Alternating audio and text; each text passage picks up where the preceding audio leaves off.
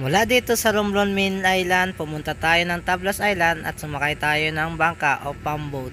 Kaya tara, samahan niyo ako sa video ito. Ito ang planet Earth. Makikita natin dito ang Philippines. In the heart of Philippines, makikita natin ang probinsya ng Romblon. Ito ang tinaguriang Marble Capital of the Philippines. Meron itong malalaking tatlong isla, ang Tablas Island, ang Romblon Main Island, at ang Sibuyan Island kung saan makikita natin ang sikat na Mount Giting-Giting. At mula dito sa Romblon ay merong dalawang paraan para makapunta sa isla ng Tablas Island. Pwede kang sumakay ng barko, pwede ka rin sumakay ng bangka. At ngayong araw ay susubukan nating sumakay ng bangka papunta sa karatig isla, ang Tablas Island. Mula dito sa Barangay Bagakay ay naglakbay lang tayo ng mahigit 1 minuto at makikita natin na dito kung saan dito umaalis ang bangka na ating sasakyan. At kung ikaw ngay nagmamadali papunta sa Tablas Island, pwede kang magbangka yan mga amigo. Alas 8 pala ito umaalis. At kung ikaw naman ay hindi nagmamadali, pwede kang sumakay ng barko na umaalis tuwing alas 12. Sa puntong ito mga amigo ay pasakay na nga tayo ng bangka. 10 pesos pala ang bayad sa terminal fee dito mga amigo. Ito muna po natin mga lap para makalis po tayo agad. Pakisuot na lang po.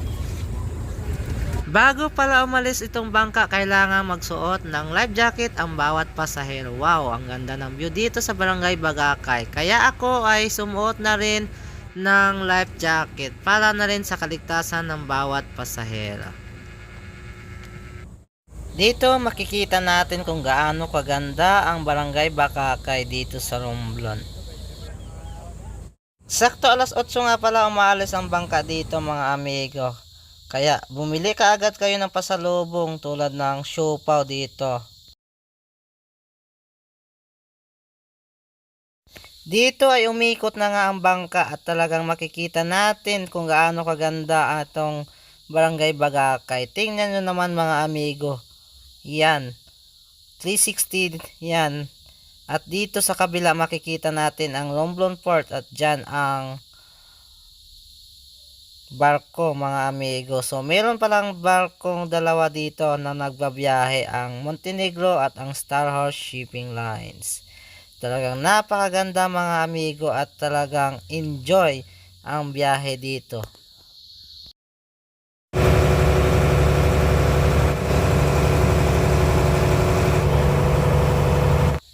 Habang naglalakbay kami mga amigo ay nakita namin ang Bonbon Beach. Talagang napakaganda.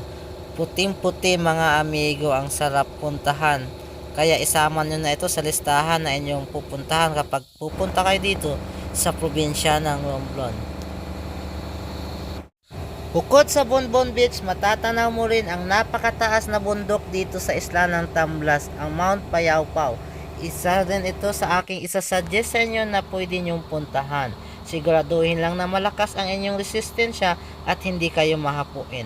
At dito nga mga amigo ay natatanaw na natin ang bayan ng San Agustin. Makikita natin dito nung napakaganda kanilang pangalang San Agustin doon sa bundok mga amigo at kanilang iconic na terminal. Napakaganda. At malapit na nga tayo dito sa San Agustin mga amigo. Anyway, 250 pala ang singil natin sa bangka mga amigo pag sasakay tayo ng bangka papuntang San Agustin. Hindi naman nakakahilo yung ating biyahe dahil hindi naman malakas ang alon at tamang kalma lang mga amigo.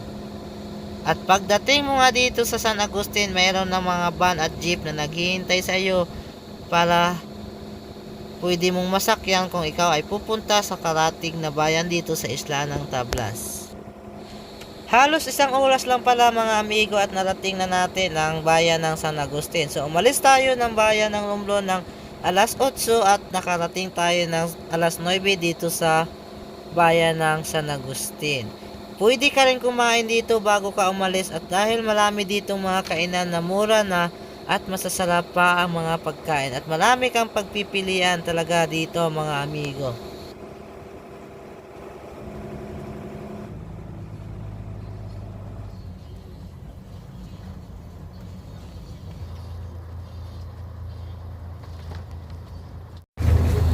Sa puntong ito mga amigo ay pababa na nga tayo mga amigo at hindi ka rin naman mahirapan sa pagbaba mo dahil merong mga taong mag-aalalay sa iyo pababa. At kung meron ka namang mabibigat na mga dala ay meron silang mga porter, maaari mong ipabuhat sa kanila. At finally narating natin ang bahay ng San Agustin mga amigo.